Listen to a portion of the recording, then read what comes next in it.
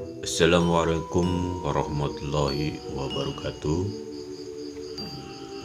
Masih di channel Yadi Indo. Kali ini saya akan membawakan sebuah cerita horor yang berjudul Desa Kesunyian. Seperti apa ceritanya? Ayo ikuti cerita berikut ini. Pukul 3 dini hari, Mas Indra membangunkanku. Aku masih malas-malasan di kasur. Udaranya begitu dingin.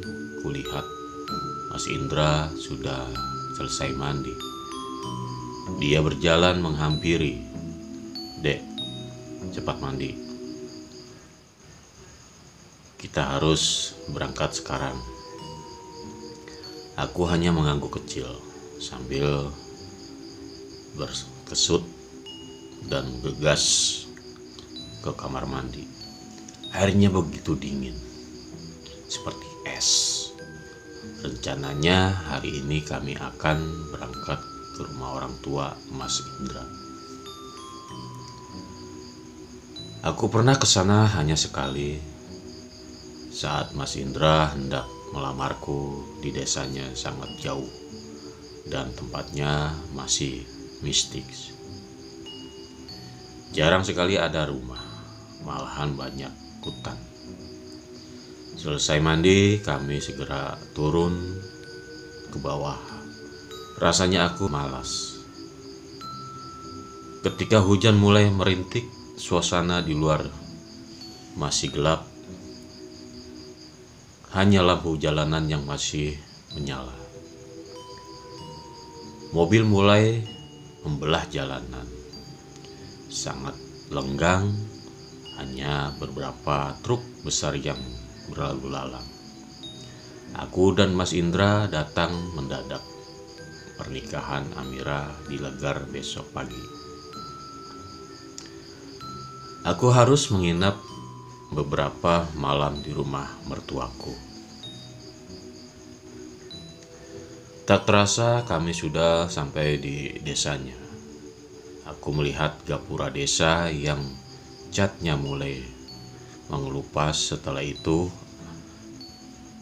aku disuguhkan pemandangan hutan yang gelap. Hanya cahaya mobil yang menerangi sepanjang perjalanan.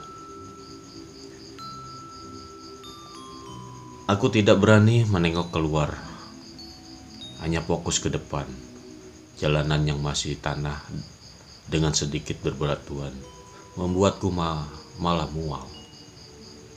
"Tahan ya, Dek. Sebentar lagi sampai di rumah." Di sini benar-benar sunyi. Tak ada suara apapun selain deru mesin mobil. Melihat jam di ponsel menunjukkan pukul 5 pagi, berarti sudah subuh. Rumah ibu masih jauh.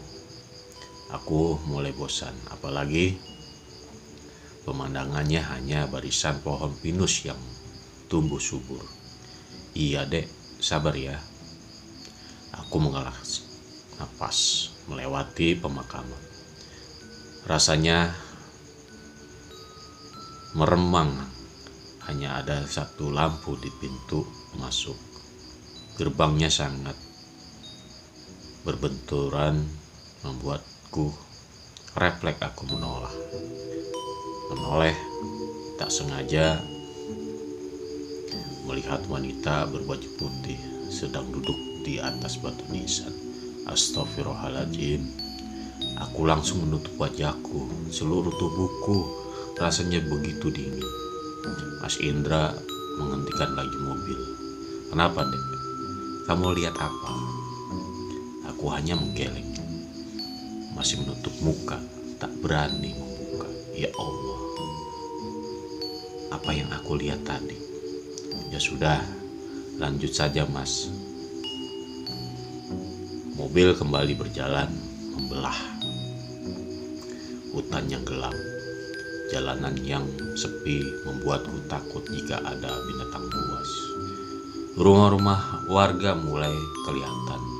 Dari awal masuk gapura, kita sama sekali tak pernah berpapasan dengan seorang warga satupun. Mobil berhenti. Aku melihat rumah mertuaku yang sederhana. Sudah terpasang tenda, suasananya masih sepi. Mas Indra langsung turun, menurunkan beberapa barang dari bagasi mobil. Ya Allah, cah bagus. Akhirnya kau pulang juga, nak. Ibu mertuaku langsung keluar dari dalam. Ia langsung memeluk Mas Indra sangat erat. Air matanya menitik, merasakan kerinduannya kepada anaknya. Lebaran pun aku tak pernah diajak Mas Indra datang ke sini atau pulang kampung. Alasannya rumah orang tuanya terlalu jauh dan dia sendiri yang masih sibuk kerja. Cah Ayu, syukurlah kamu juga ikut, Nduk. Aku sangat rindu kalian. Gantian aku dipeluk. Ibu gak bisa tidur. Semalaman nungguin kalian sampai. Ayo masuk. Ibu sudah masuk dan memasak kesukaan Mas Indra. Kami sama-sama melangkah masuk ke dalam rumah mertuaku. Rumah mertuaku bau melati, bau bunga itu pun sangat menusuk hidungku. Benar saja, ibu memang suka mengumpulkan bunga di piring, diletakkan di atas meja kecil sudut ruangan. Ini kamar kalian, Duk. Dulunya suamimu tidur di sini. Kalau tidur pasti mendengkur. Kalau tidak di rumahmu, apa masih begitu, Duk? Enggak, Bu. Mas Indra kalau tidur kalem, enggak berisik. Syukurlah. Ibu takut kalau kamu terganggu, Duk. Mas Indra langsung menggandengku masuk ke kamar. Pandanganku langsung menuju kasur kapuk yang besar, muat untuk bertiga. Suamiku langsung menghamburkan tubuhnya di kasur, sementara aku menata pakaian di lemari. Ruangannya rapi, ada jendelanya. Mendengar pintu diketuk dari luar, Mas Indra langsung terlonjak. Ia langsung membukakan. Aku hanya menoleh. Ibu mertuaku sudah berdiri di balik pintu sambil menyimpulkan senyum. Disuruh makan kok susah, Indra. Jangan jadi kebiasaan. Nyampe rumah itu langsung makan, jangan ditunda. Ibu enggak mau kamu sakit perut. Sarah juga, ayo makan, Duk. Aku hanya mengulas senyuman tipis. Rasanya perutku belum lapar. Malahan masih mual karena jalanan yang telah kulewati masih berbatu dan udara di sini sangat dingin. Rasanya aku ingin tiduran saja. Kasur ini lumayan menggodaku.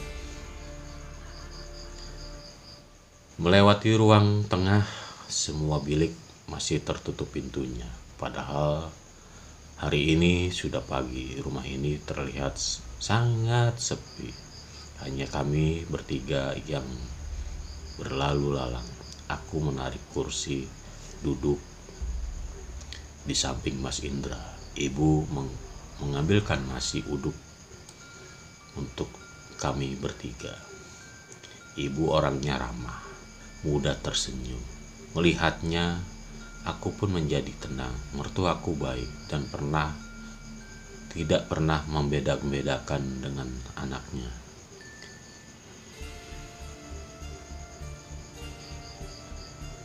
Andainya ya, Nduk, di sini ada transportasi yang sampai ke rumahmu, pasti ibu seminggu sekali aku menginap di rumahmu. Ibu itu suka kangen sama kamu, Cahayu. Kamu bisa pulang, ibu sangat bahagia. Timbul rasa bersalah di hatiku, kenapa aku tak menyempatkan waktu untuk mengunjungi ibu di desa. Padahal ada mobil. Jika Mas Indra sibuk, aku bisa mengajak mama atau temanku untuk menemani. Ya sudah, ayo makan. Makan yang banyak. Ibu masak banyak untuk kalian, katanya sambil menyodorkan beberapa lauk. Mas Indra paling suka rendang olahan ibunya. Rasanya memang sangat lezat. Ibu berlalu meninggalkan kami di ruang makan. Aku menikmati olahan ibu mertuaku itu. Masakannya memang juara. Sedang asik makan, tiba-tiba perutku rasanya mual.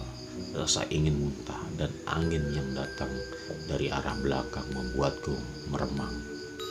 Rasanya ada yang meniup leherku dari belakang. Seketika nafsu makanku hilang seketika. Kamar mandinya di belakang, Dek. Ini jalan, lurus saja, nanti ketemu, kata Mas Indra sambil menunjuk pintu belakang yang terbuka lebar. Tanpa berpikir panjang, aku langsung bergegas ke kamar mandi. Sampai di dekat pintu, aku mencium aroma melati yang sangat kuat. Semakin keluar, dadaku semakin sesak. Lahan belakang rumah ibu mertuaku ternyata berbeda. Jika dulu perkebunan, kini menjadi makam. Total ada 7 batu nisan di sana, dan di belakang makam langsung hutan lebat, sama-sama tanpa dibatasi pagar. Tubuhku gemetar melihat makam di belakang rumah, apalagi di sudut. Aku melihat keranda di sana. Ada satu gundukan yang membuatku merinding. Tanahnya masih basah, banyak ditaburi bunga di atasnya. Rasa mualku mendadak hilang. Aku berlari ke dalam, menghampiri Mas Indra. Napasku terengah-engah. Bagaimana keluarga suamiku bisa tinggal di tempat seperti ini? Pantas saja. Sejak pertama masuk, aku sudah merasakan hawa yang berbeda. Ya Allah. Dek, ada apa? Kok kamu lari? Ada makam, Mas. Nggak ngerti aku. Bisa-bisanya pemakaman di belakang rumah. Mas Indra sok mendengar ceritaku. Ia langsung ke belakang. Selama ini, baik ibu maupun iparku tak ada yang bercerita jika kebun belakang dijadikan pemakaman. Nanti ibu ceritakan bagaimana ceritanya, betapa kacaunya desa ini setelah kematian anak Tuan Kris.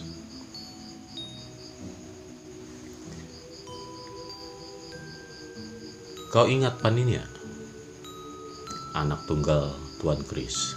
Dia meninggal karena frustasi, ditinggal pacarnya. Ibunya juga sudah meninggal. Gadis itu sudah lama terkurung di rumahnya. Tuan Kris sangat menjaganya. Bukankah dulu ia pernah pacaran dengan Mas Yuda? Mas Yuda adalah kakak iparku. Dia putra tertua, selisih 5 tahun dengan suamiku. Namun sampai saat ini ia belum menikah. Malahan dia ditinggal adik-adiknya. Mas Indra dan Amira, mertuaku, hanya memiliki 3 anak. Bukan, kakakmu hanya mengaguminya, tak berani mendekati perempuan itu. Dia anak orang kaya. Bukan, kakakmu hanya mengaguminya, tak berani mendekati perempuan itu. Dia anak orang kaya. Tuan Kris sangat dihormati di sini. Terus siapa? Aku hanya mendengarkan obrolan mereka. Sama sekali tidak tahu Fania itu siapa. Dia sangat asing bagiku. Kamu tahu bagus, dialah penyebabnya. Pria itu tak mendapat restu dari orang tuanya sendiri. Dia dibawa ke kota, meninggalkan desa ini. Kau tahu bagaimana kemarahan Tuan Kris saat tahu siapa yang membuat putrinya sedih? Seluruh orang desa dikerahkan untuk mencari Bagus, namun tak pernah ketemu, hingga amarahnya bertambah puncak. Dia tak lagi mengizinkan lahannya untuk pemakaman. Makam yang di hutan itu, Bu. Ya, Dra. Bapakmu langsung inisiatif memberikan lahannya untuk pemakaman. Mas Indra mengusap wajahnya. Mertuaku memang baik, peduli sesama, namun menurutku kali ini mereka nekat. Bu, kenapa harus di belakang rumah?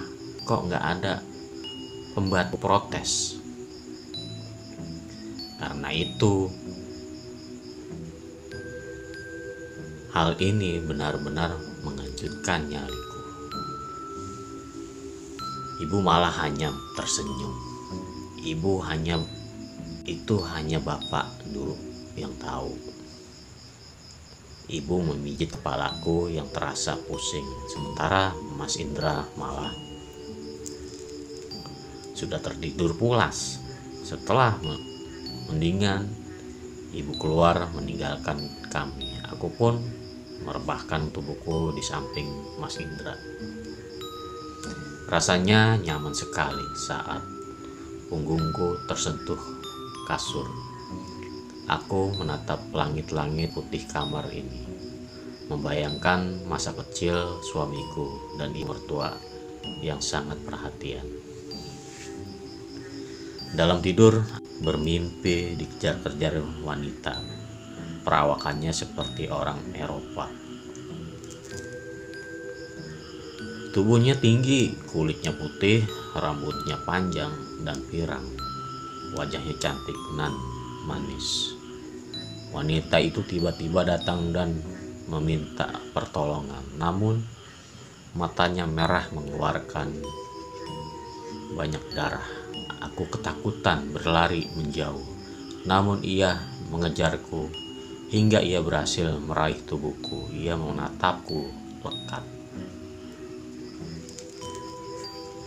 Matanya melotot, membuatku sangat takut.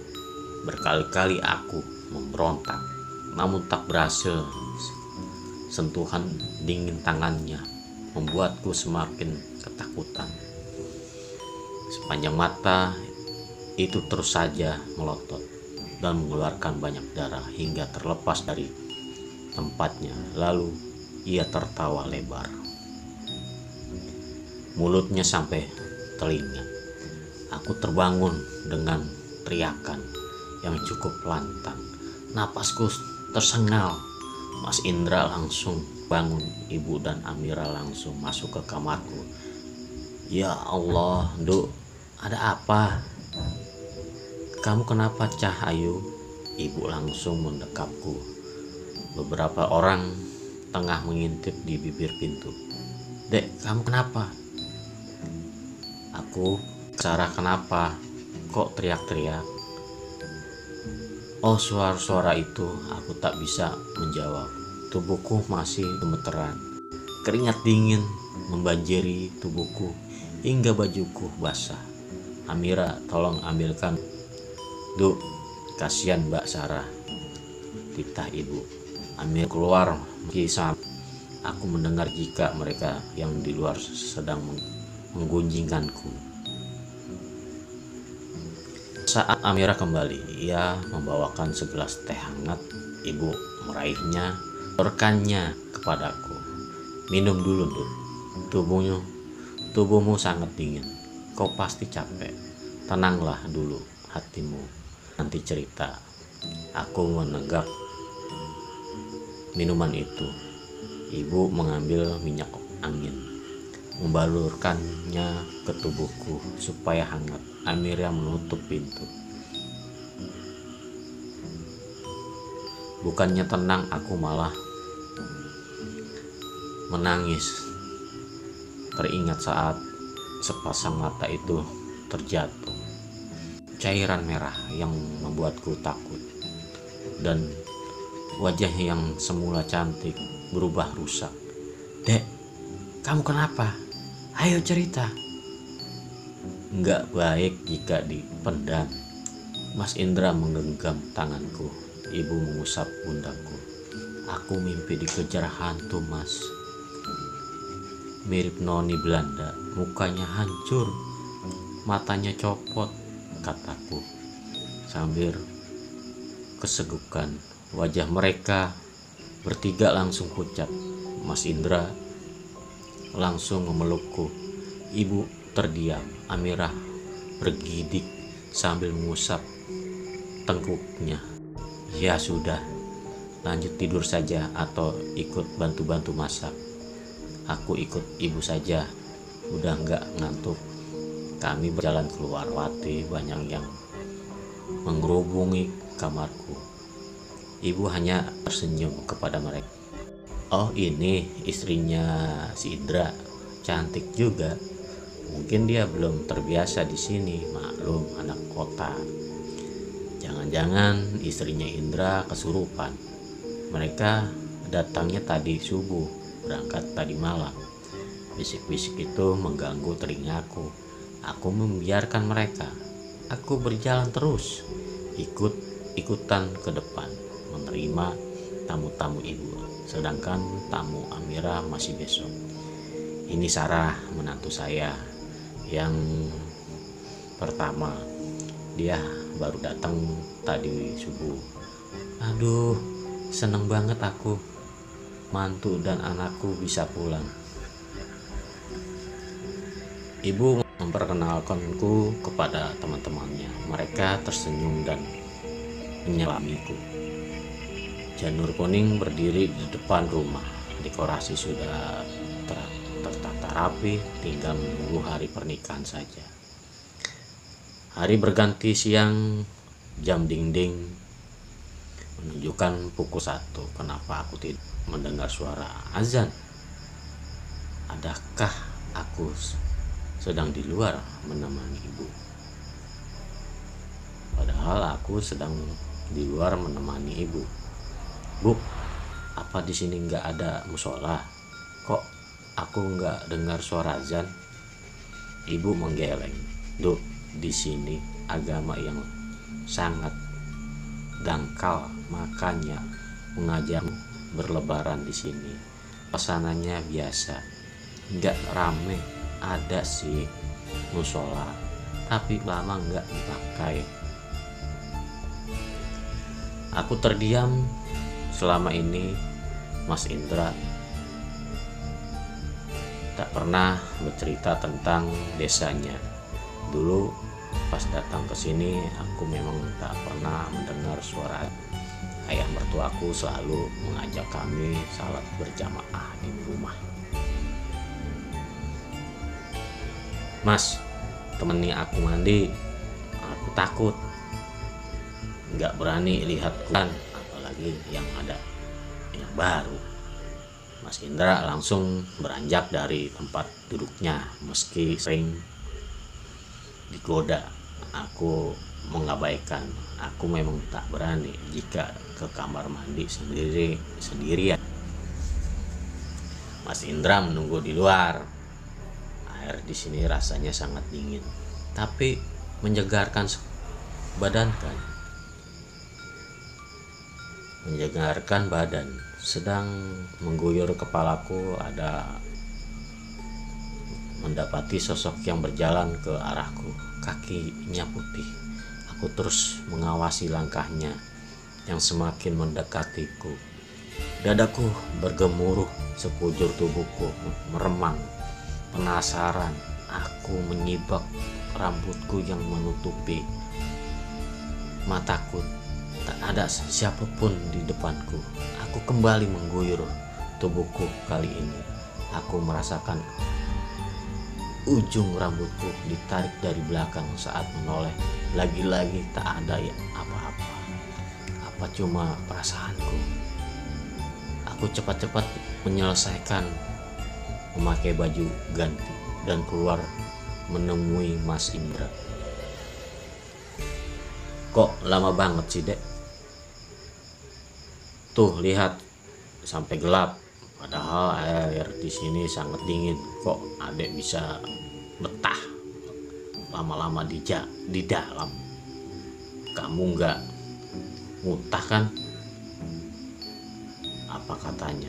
Padahal aku baru masuk beberapa menit yang lalu. Masih ada cahaya matahari karena masih pukul 4 sore keluar. Suasana sudah berbeda menjelang maghrib. Enggak, aku enggak muntah. Ya udah, sekarang kamu mandi. Mas, keburu malam. Aku langsung meninggalkannya kembali ke kamar sambil gemetaran. Aku masih tak mengerti kenapa waktu bisa berubah. Sedang menaut diri di depan cermin, aku melihat bayangan putih terbang menembus pintu kamar sangat cepat. Saat aku menoleh, bayangan itu sudah tak ada. Hatiku kembali resah. Meski merinding, aku mencoba baik-baik saja. Aku tak mau tinggal sendirian, apalagi sedang maghrib. Selesai salat berjamaah, aku gabung ibu yang sedang mengobrol di depan. Mas Indra juga sedang berbincang-bincang dengan kawan lamanya. Aku mencari keberadaan Mas Yuda. Hanya sekali aku melihatnya ketika sarapan. Setelah itu tak lagi kutemuinya. Iparku memang tampan, namun terkesan dingin dan cuek. Rumah sedang ramai. Dia malah tak menampakkan batang hidungnya. Bu, Mas Yuda kemana? Ya, kok aku nggak pernah lihat lagi. Dia kemana? Masmu, ya seperti biasanya. Diam di kamar sambil melukis. Nah, sekarang kamu antar makanan ke kamarnya. Lihatlah betapa mahirnya kakakmu itu kalau sedang melukis. Baiklah, aku menuruti permintaan ibu. Aku ke dapur, mengambil secangkir sup, teh hangat, juga berbagai kue. Di depan kamarnya aku mengetuk pintu pelan-pelan. Tak lama pria muncul dari dalam. Tatapannya kosong. Beriku isyarat agar masuk ke dalam kamarnya. Ruangannya memang besar, 2 kali lipat kamarku. Banyak lukisannya yang tergantung di dinding. Aku meletakkan tampan di meja dekat tempat tidurnya. Mas Yuda suka melukis ya? Basa-basi aku membuka percakapan agar suasana tidak dingin. Ia hanya